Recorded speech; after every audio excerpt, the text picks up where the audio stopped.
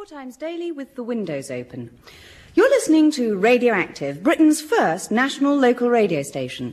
And now we welcome Radio 4 listeners to the programme. No, I'm sorry. And now we welcome Radio 4. Listeners to the... And now we welcome Radio 4 listeners to the programme. And now we welcome Radio 4 listeners to the programme. 4 listeners? Is that all? It's hardly worth carrying on. Radioactive! Right now we join Mike Flex and Mike Channel for the next half hour with What's News.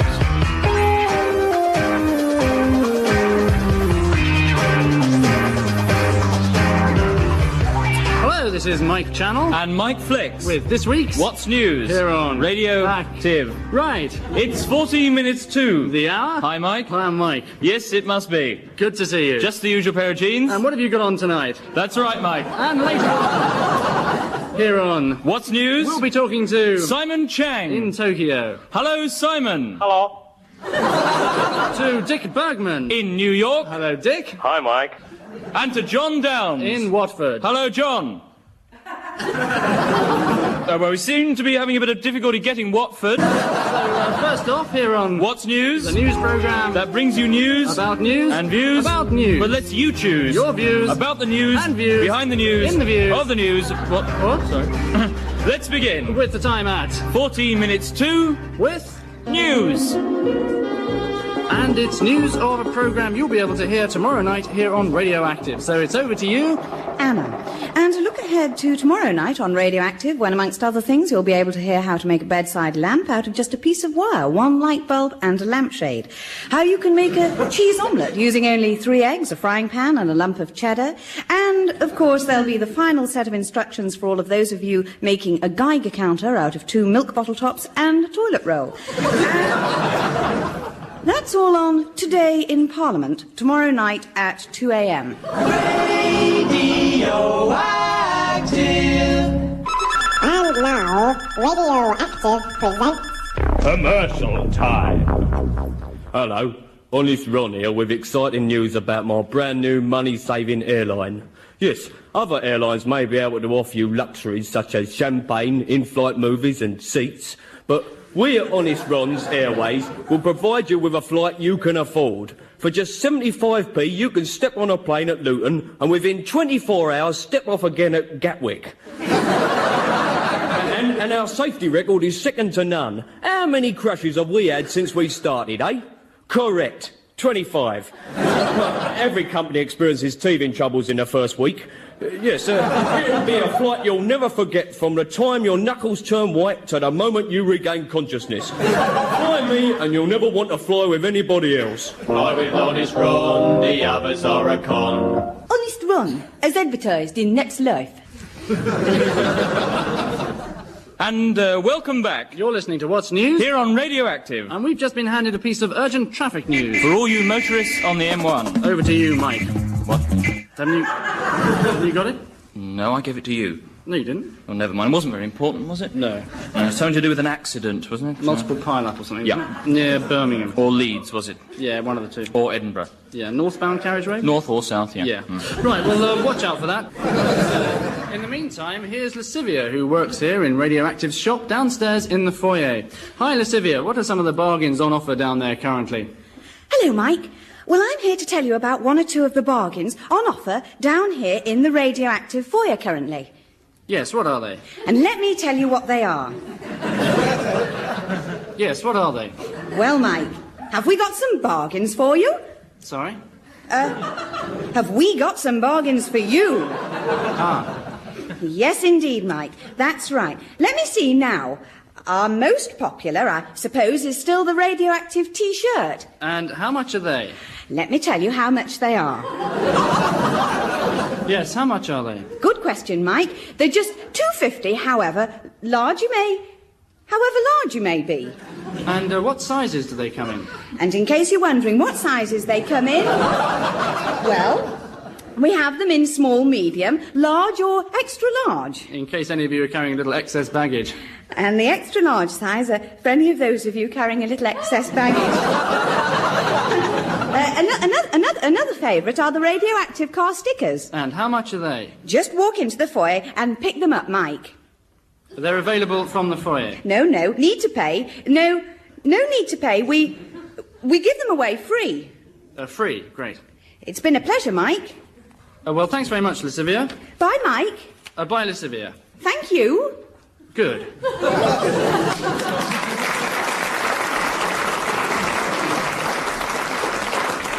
But now on What's News, we go over to Nigel Pry for this week's Behind Closed Doors. Thanks, Mike. Well, I have with me the owner of one of the only all-British vineyards. I certainly am. Hello. Hello. Now, where exactly is this vineyard of yours? Manchester. Manchester? Yes, I felt a vineyard was something that Manchester lacked, and I'm happy to have filled that lack. Don't you have a problem with sunshine? Fortunately not. There's very little sunshine in Manchester. But doesn't that affect the grapes? Grapes? Those are those green squashy things, are they? That's right. No, they just grow nice and small. I see. Well, what kind of wine do you make? I'm sorry? What sort of wine do you produce? How do you mean, wine? Well, you make wine from the grapes, don't you? Can you do that? How do you make this, wine, then? You crush the grapes. Oh, yeah, and what happens then? Well, the grape juice turns into wine. And the sticks? What sticks? The sticks that the grapes grow on. Well, they're no use. Well, that's what I've been selling. Do people buy them? Well, the funny thing is, no, they don't, no. Between you and me, Nigel, I think it's because they're probably no use with grapes all over them anyway. Goodbye. And news just in of the multiple pile-up on the M1. It's now increased by several miles since we last mentioned it, as it's evidently on the southbound carriageway. Sorry about that. Now, Radioactive presents... Commercial time. Are you equipped with O and A levels, quick wits, more brain than brawn, fair judgment, compassion, and a capacity to act swiftly? Then the police force has no use for you. If you are a brainless bastard over 6 foot with big feet who enjoys beating people up and getting paid for it, then why not consider a career in the police force? All that's needed is a keen interest in crime, and all the advantages of a police protection racket can be yours. Plus, a great social life. We stopped an ordinary constable on the beat and asked him why he joined the force. Excuse me, Constable, what made you choose the police force as a career? What? Why did you choose the... Oh, I was just wondering where you... Oh. Yes, there are plenty of openings today in one of the world's oldest and most worthwhile profession. Sir Robert Merck says... The police force? I'm convinced it's a major contribution to... something or other. England's the safest country in the world. Help keep it that way. Well, right now we've got something different, as they say, because we're giving an amateur disc jockey his first break. And he's taking up part of our show, is he, Mike? Well, you could say that. Anyway, here he is, and he comes to us from Hospital Radio, so he should have some funny stories about that, Mike. He certainly better have, Mike, yeah. So welcome to Stephen Stewart. Hi, Mike. Hi, Mike. It's actually Stewart, Steve Stewart. Remember the name, you'll hear it again. Anyway, hi, Mikes. Hello, Stephen, and what have you got on for us today? Oh, just the usual pair of jeans. Yes. I think Mike meant, what are you going to be doing on the show? Oh, I see. Well, it's a pretty exciting mix of music and chat with a few old puns to get the groans and a lot of jokes that I write myself, which go down a storm at the hospital. Well, tell us a bit about Hospital Radio, Stephen. You must have some funny stories about it. I certainly have. I remember last week a guy came in here and he was bandaged himself up all over, you see, and they got these 3 top surgeons to operate, and it turned out all he'd done was stub his toe. A friend of Mike's went into hospital with a stubbed toe. Yeah, they're pretty funny, aren't they? He died of gangrene. Anyway, Steve, the show's all yours. Thanks, Mike. I'm sorry about your friend dying. Think nothing of it. He certainly didn't. Oh, dear, that's true, Mike, yeah. Well, off you go, Stephen. Well, I'd like to start with a dedication from Mr. and Mrs. Johnson, who are both 40 this week, and next week celebrate their 3rd wedding anniversary. How's it going? What? Any problems? Well, actually, I'm finding it a bit difficult to concentrate. Oh, yes, probably not used to the professional setup, all the flashing lights. Probably not used to the microphones, are you? Probably don't use them in the hospital, just go around the wards shouting through a loud halo, is that right? Never mind, we'll cover for you, yes. Well, that seems to be it from Stephen Stewart. Yes, indeed. Give us 50 years and we'll make him an overnight star. Yes, indeed. I finished it with... Well, I'm sure that before you leave, Stephen, you'll want to see around the station. And Mike and I will be only too delighted to tell you exactly where to go. We will indeed. Bye, Stephen.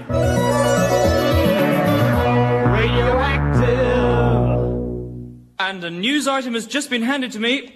Oh, and it's just been taken away from me again. More news of that later. It's 10 to precisely here on Radioactive, and that means it's time for Radioactive's... Time for radioactive. Time for radioactive. pollen count. Good news for you hay fever sufferers. The pollen count today is nil, as all the pollen counters are on strike. Radioactive. Well, first it was skateboards, then came disco dancing, and now it's logical positivism. Georges Dupont, the Sacha Distel of the philosophy scene, could scarcely leave his hotel room without being mobbed, stripped naked, and asked desperately searching questions by almost hysterical fans.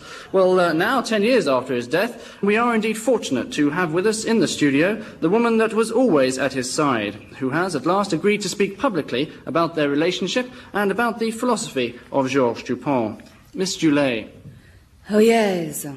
Did you know Georges Dupont very well? You mean no in the biblical sense? No, I meant more in the mind meets mind sense. No. In the biblical sense, then. Did you know him? Georges was a magnificent lover. Was he? Was he? To make love with him was like nothing else on earth. And what's that like? It is like riding on a roller coaster through the windy states of the Amazon jungle without a seatbelt. You enjoyed it? He was a magnificent lover. But what about his philosophy? Oh, he was a great philosopher. Yes, he was indeed. And a magnificent lover. Yes, that too. You knew him? Not in the biblical sense, no. Oh, shy. Me didn't discriminate. But what about his philosophy? Would you say he loved that too? Oh, yes, he loved his philosophy, but most of all, he loved me. When the lights faded low over the Rue de la Madeleine, when even those whistling white doors had stopped to whistle, he would turn to me and say, Anne-Marie Claire Louise Simone. And I would say, Georges? And he would say, philosophy is a game for mugs. I liked best to make whoopee. To make whoopee? Yes, to make whoopee. Was he a good chef? Oh, to make whoopee is to make a love. So he didn't talk about his philosophy a great deal then? Sometimes I would ask him about his philosophy, but his reply was always curt. What did he say? Curt.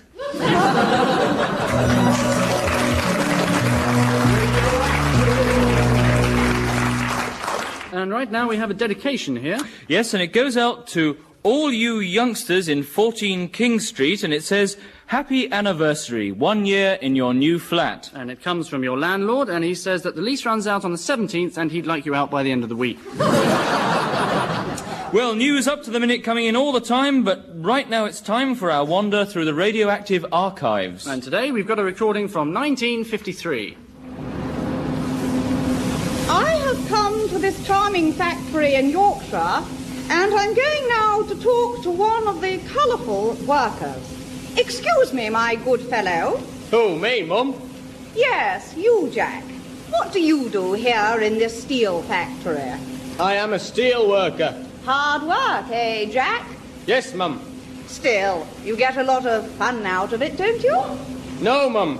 Bloody awful job. Still, you look jolly cheerful. Yes, Mum. Why's that, Jack? Drunk, Mum. I drink 12 pints every lunchtime. That helps me keep cheerful, all right. Well, it's about time for me to say farewell to this lovely factory. Do you have any requests, Jack? Yes, Mum. You come round the back of my machine and we'll have a right old session. Right-ho, Jack. Oh, and you better turn that ruddy machine off.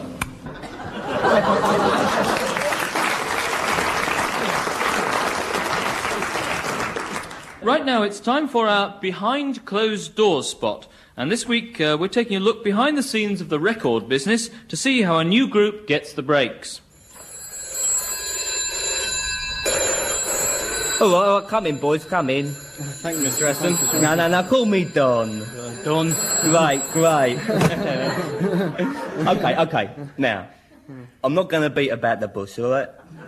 I like the record. Oh, great. I love it. I adore it. I haven't heard it myself, but my secretary says it's a smash. Now, I've just got one word to say about the single. LP. LP? Yeah, LPs. You see, you lot can do the singles market as easy as you could say, beat Ray Charles at table tennis. Great joke, yeah, I know. Okay, just one thing. Right, just one thing you need for the LP. Ringo Starr. Ringo Starr. All right, maybe Ringo Starr wasn't the best drummer in the world. All right, maybe he wasn't the best drummer in the Beatles, but he's a name. Ringo Starr? Yeah, all right, we don't have to have Ringo Starr. Oh, good. Yeah. We could have John Conte. John Conte? Yeah, John Conte, good idea. Then we get the black market and the boxing market. Can he sing? Can he sing? John Conte, can he sing? Probably not. Well, then... Ain't it? It's better if he can't, eh? One of you lot can dub his voice and we don't have to pay him for the singing. No, second thoughts, no. No? No, we need the youth market. So John Conte sings the Sex Pistols. But... No, you're right again, John. No, not enough family appeal. So, John Conte and Val Dooney can sing the Sex Pistols. No, hum the Sex Pistols. Now, nostalgia, the biggest thing around. Somebody old, somebody very, very old. Come on, suggestions, come on. Gary Glitter. No, not that old. I've got it. Buddy Holly. But he's dead. Right, exactly. We tie it in with his first ever posthumous tour and save on accommodation costs. Yeah, well, that's it. Terrific, eh? But what about us? Oh, you lot? Well, you look and piss off.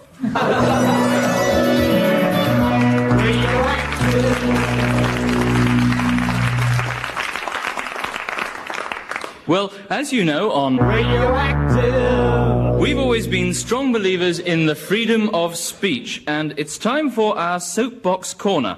And as usual, we've invited members of the public to phone in and to put their views across on any subject which they feel particularly grieved about. And today we hear first of all from David McGregor. Hello, David. Aye, well, the thing I feel most strongly about is the police.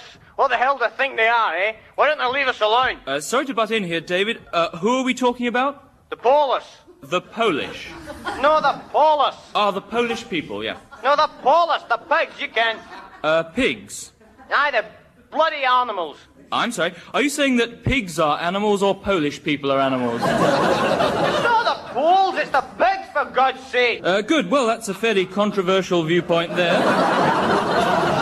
For any Polish farmers who are listening. Patrick Linnell, you are our second caller today. What is your particular grievance? I'd like to talk about football hooligans, Shirley.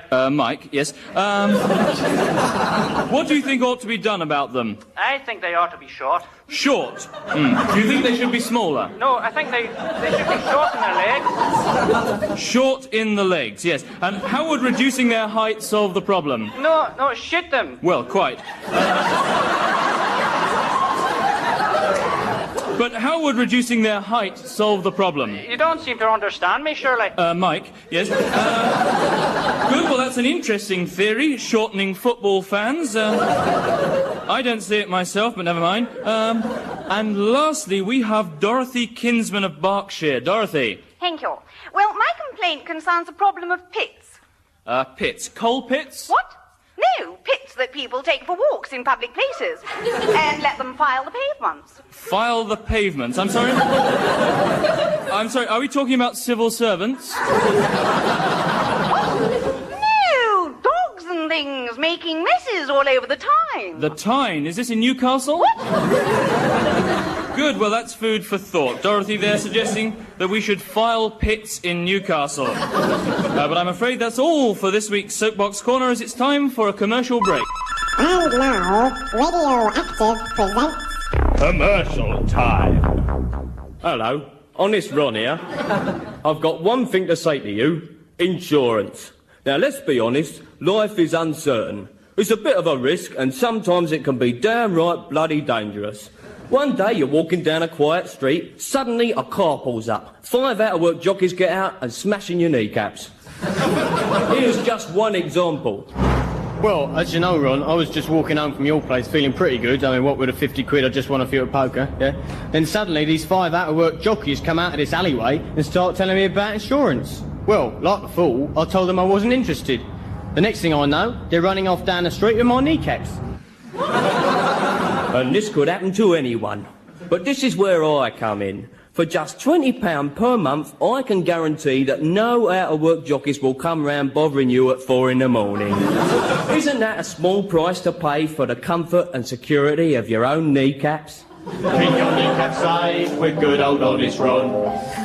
Well, we've come to the end of What's News this week. So here's a final rundown on today's news. 10 assassinations, 9 bombings, 8 crashes, 7 earthquakes, 6 invasions, 5 border skirmishes, 4 forest fires, 3 French strikes, 2 turtles dead, and West Ham lose at home to Liverpool.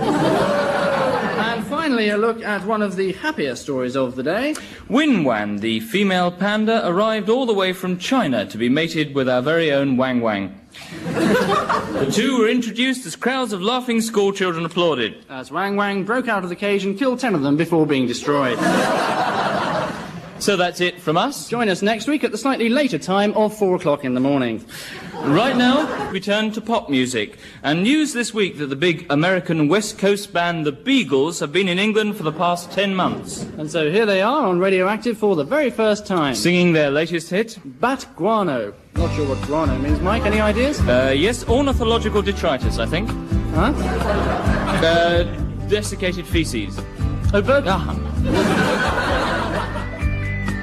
There's an old shack near a dirt track where aging rock stars go and contemplate, then urinate and sing kinda slow. There's a taverna with a Bunsen burner where they'd cook their beans and remember the old West and how things used to be. Singing California and bad guano and eating nothing you get in town, and eating beans and some hacienda and taking your trousers down, and desperados and bad guano and making out with Jesse James, and eating dogs and killing engines 'cause they had dumb names.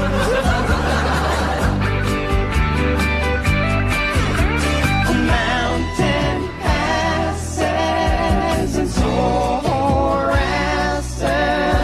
and going outside for a leak, getting shot at in the jaw, washing for a week. But now the dirt track's full of Cadillacs, it's a freeway and a smokeless zone, and the taverna's a McDonald's, and my friends are answer phones, and there's a country up a gum tree called the US of A. There's an asshole in the White House, and we long for those bygone days of California and bad guano and sleeping with your horse and killing dogs and eating engines and being an asshole, of course. Desperados and bad guano and singing harmony.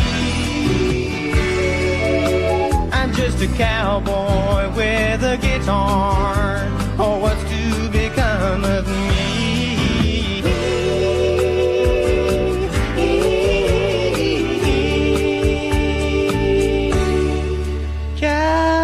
California, bat guano got the better of me. I'm a desperado, 'cause there's bat guano all over me. California.